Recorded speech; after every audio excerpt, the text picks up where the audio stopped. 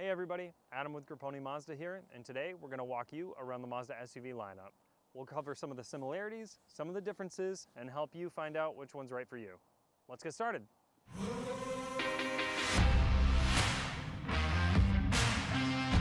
First up, we have the Mazda CX-9. This vehicle comes with the Skyactiv G 2.5-liter dynamic pressure turbo engine. Now that's a mouthful, but what that means is, with premium fuel, this vehicle is going to get 250 horsepower with 320 foot-pounds of torque. With regular fuel, it's going to get 227 horsepower with 310 foot-pounds of torque. The reason why it's dynamic pressure is because the way that Mazda designs their engines is to work both with premium and regular unleaded fuel. The benefit there, premium competitors to this SUV are going to require premium fuel, meaning that if you put regular octane fuel in there, it's going to knock, ping, and your performance is going to suffer. Non-premium competitors in the segment don't require premium fuel, and there's no benefit to putting it in. The only thing you're going to do is burn your money because there's no increased horsepower or performance. Either way, you'll get to tow up to 3,500 pounds, and the choice is yours on whether you prefer performance or economy. With the CX-5 and the CX-30, you have that same engine option for the 2.5-liter dynamic pressure turbo engine. You also have a 2.5-liter double overhead cam 4-cylinder engine that's going to give you 187 horsepower in the CX-5, 186 horsepower in the CX-30, 186 foot-pounds of torque in both. You do have the option to tow up to 2,000 pounds with the CX-5. You are not supposed to tow with the CX-30, so that is not an option with the smallest of the lineup. In terms of fuel economy, with the Mazda CX-30, with the turbo engine, you're going to have 22 city, 30 highway. In the CX-5 with the turbo engine, you'll have 22 city, 27 highway. And with the CX-9, you'll have 20 city, 26 highway. Now when it comes to the non-turbo engine option, you're going to be looking at essentially the same fuel economy. You're going to be looking at 24 in the city for both models, and you're going to be looking at 31 on the highway for the CX-30 and 30 miles per gallon in the CX-5. Next, let's talk exterior dimensions. The Mazda CX-9 from tip to tail is going to be just under 200 inches long. Coming in at almost 2 feet shorter at 179 inches is the Mazda CX-5. And at 173 inches, the Mazda CX-30 is the shortest SUV in the Mazda lineup. At 77.5 inches wide, the CX-9 may be the longest, but it is not the widest. In terms of cargo space, with the Mazda CX-9, you're going to have 14.4 cubic feet of space with the third row up. With the third row down, you're going to have 38.2 cubic feet of space. And with the second row down, you're going to have 71.2 cubic feet of space. Now, there are some differences between the SUVs in terms of the seat configurations. The third row seat is a 50-50 split. The second row is going to be bucket seats with a pass-through. While the third row seats do limit your cargo capacity, you do have under-the-floor storage as well as an available tow hitch and available roof rack accessories. That will help you increase your storage without having to sacrifice passenger capacity. At 83.3 inches wide, the Mazda CX-5 has 30.9 cubic feet of space with the rear seats up and has 59.6 cubic feet of interior cargo room with the second row down. And as you can see, you have a 40-20-40 split back seating arrangement, allowing you to have multiple configurations to best suit your passengers and cargo space needs. At 70.7 inches wide, the Mazda CX-30 comes in just over a foot more narrow than the Mazda CX-5. And although the Mazda CX-30 is the smallest of the SUVs, don't let its small exterior size fool you.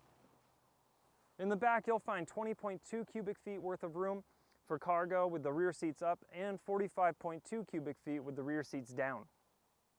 One of the most notable differences between the vehicles is going to be the rims. On this Mazda CX-9 Carbon Edition, you're going to find the black 20-inch rims, which is going to have you stand out from all the rest. On the CX-5 Grand Touring model, you have 19-inch silver alloy rims. And as for the CX-30 S with Preferred package, just because it's the smallest vehicle in the lineup does not mean that you're missing out on anything. Check out these 18-inch silver alloy rims. You're not going to find huge differences between the three SUVs when it comes to safety features or technology. They all come well equipped. Whether it's rain sensing wipers or automatic headlights, lane departure warning, or Mazda radar cruise control, you'll find it in all three. One thing's for sure, when it comes to Mazda, they do design very well. If you take a look at the interior, you're gonna notice an elegance and simplicity that you just don't find in many other manufacturers. What you're gonna see is the wonderful leather steering wheel that just has such a great feeling. When you grab the steering wheel, it just feels like it's an extension of your body. You have the paddle shifters perfectly placed. Everything is right where you'd want it. And I thought, without having a touchscreen available, that I would be bothered maneuvering through the multimedia display.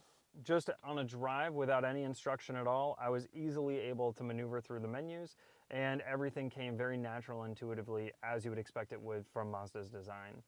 When it comes to comfort, you don't have to look any further than the Mazda CX-9.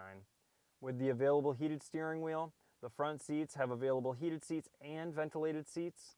You also have heated seats in the second row, and there's rear climate control. So no matter where you're sitting in this SUV, you're sure to be comfortable. Mazda really goes the extra mile when it comes to trying to make the interior simple and sleek. You may not notice it at first, but that's kind of the point. With the frameless rear view mirror, you're gonna see a sleek design and hidden HomeLink buttons so that you don't have to have a clunky garage door opener attached to the visor. With the 10.8-inch media display in both the Mazda CX-9 and the Mazda CX-5, you're not gonna have a need for any messy fingerprints on the screen. All of your controls are right at your fingertips, and you never even have to move your arm while driving. The design is intuitive, the user experience is great, and with wireless car charging available in the CX-9 and the Mazda CX-30, everything becomes wireless. Across the Mazda SUV lineup, you're gonna have heated front seats. In the Mazda CX-5 and the Mazda CX-9, you also have a heated second row available, in addition to ventilated front seats. In addition to the 10.2-inch multimedia display available on the CX-9 and the Mazda CX-5, you also have available Bose speaker system.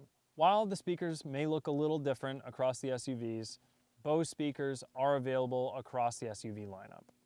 Mazda also has wireless charging available in the CX-9 and as an accessory on the CX-30, so that you can charge your phone without needing any extra wires or cables.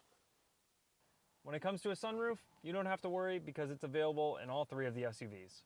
And of course, with Mazda, you're gonna have the same safety features available across all three of the models, including Mazda's radar cruise control with stop and go, lane keep assist, lane departure mitigation, off-road traction control, all available across the Mazda CX-9, the Mazda CX-5, and the Mazda CX-30. Hey, thanks for watching.